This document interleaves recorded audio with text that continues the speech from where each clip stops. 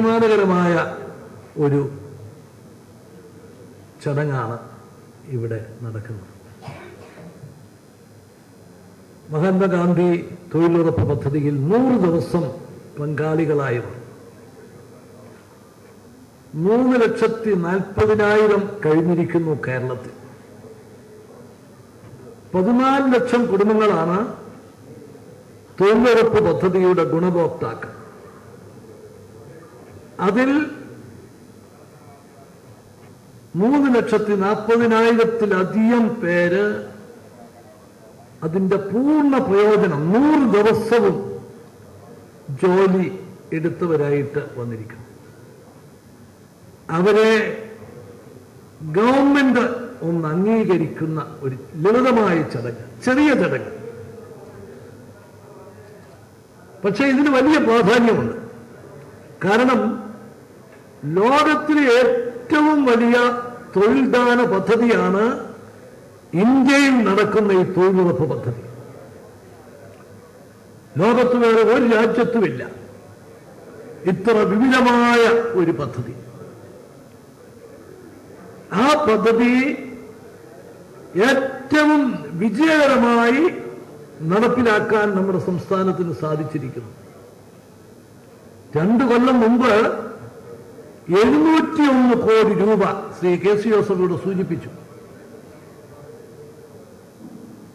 ഇതിനുവേണ്ടി ചെലവഴിച്ച സ്ഥാനത്ത് ഈ 2 വർഷം കൊണ്ട് 1415 കോടി രൂപയാണ് ഈ അർഹിക്കുന്ന കുടുംബങ്ങൾക്ക് തൊഴിലുറപ്പ് പദ്ധതിയിലൂടെ വേതനമായിട്ട് കൊടുത്തിരിക്കുന്നത്.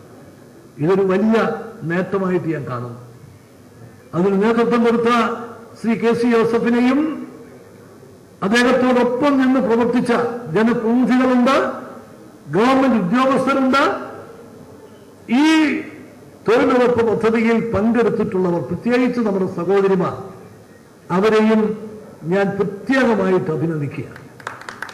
പദ്ധതി ഇട്ടാൽ പോരാ, പദ്ധതി ഉണ്ടായാൽ പോരാ, അത് ഏറ്റവും ഫലപ്രദമായി നടപ്പിലാക്കണം. തൊഴിലുറപ്പ് പദ്ധതിക്ക് ഒരു വലിയ നേട്ടമുണ്ട്, അതുപോലെ അതിനൊരു കുറവുമുണ്ട്. വലിയ നേട്ടം എന്ന് പറയുന്നത് ഇത്രയധികം അർഹിക്കുന്ന കുടുംബങ്ങൾക്ക് ഒരു വർഷം 100 ദിവസം വരെ 11,000 രൂപ വരെ വരുമാനം ലഭിക്കുന്ന ഒരു സാഹചര്യം ഉണ്ടാക്കുന്നു. സാധാരണക്കാർക്ക്, പാവപ്പെട്ടവർക്ക് പട്ടിണിയില്ലാതെ ജീവിക്കാനുള്ള അവസരം ഉറപ്പുവരുത്തുന്നു. അത് നിയമപരമായ സംരക്ഷണമാകുന്നു. അതാണ് ഏറ്റവും വലിയ നേട്ടം. ഒരു കുറവെന്ന് ഞാൻ പറഞ്ഞത്, നമുക്ക് ഈ പദ്ധതി നമ്മുടെ സമൂഹത്തിന്റെ ഒരു സമ്പത്തുണ്ടാക്കുന്ന പരിപാടിയായിട്ട് നമുക്ക് പൂർണ്ണമായി മാറ്റാൻ സാധിച്ചിട്ടില്ല. നമ്മൾ ചില പരിപാടികൾ ഗവൺമെന്റിന്റെ മുമ്പിൽ, കേന്ദ്ര ഗവൺമെന്റിന്റെ മുമ്പിൽ സമർപ്പിച്ചിട്ടുണ്ട്. ഒന്നുകിൽ കേരളം പറഞ്ഞ പരിപാടികൾ അംഗീകരിക്കണം, അല്ലെങ്കിൽ ഈ ചെലവഴിക്കുന്ന തുകയിൽ 20% അല്ലെങ്കിൽ 25% അതാത് സംസ്ഥാനങ്ങളിലെ സാഹചര്യങ്ങൾ അനുസരിച്ച് ഈ ഫണ്ട് വിനിയോഗിക്കാൻ അനുവദിക്കണം. ഫണ്ട് വിനിയോഗിക്കുന്ന മുഴുവൻ വേതനം കൊടുക്കാനായിട്ടായിരിക്കും വിനിയോഗിക്കുന്നത്. ആ കാര്യത്തിൽ യാതൊരു മാറ്റവുമില്ല. ഇത് തൊഴിലുറപ്പ് പദ്ധതിയാണ്. 2 മണിക്കൂർ മാറ്റണമെന്നുള്ളതാണ് സംസ്ഥാന ഗവൺമെന്റിന്റെ ആഗ്രഹം. കാരണം ഇതിൽ പണിയെടുക്കുന്നവരെല്ലാം സ്ത്രീകളാണ്, വീട്ടമ്മമാരാണ്.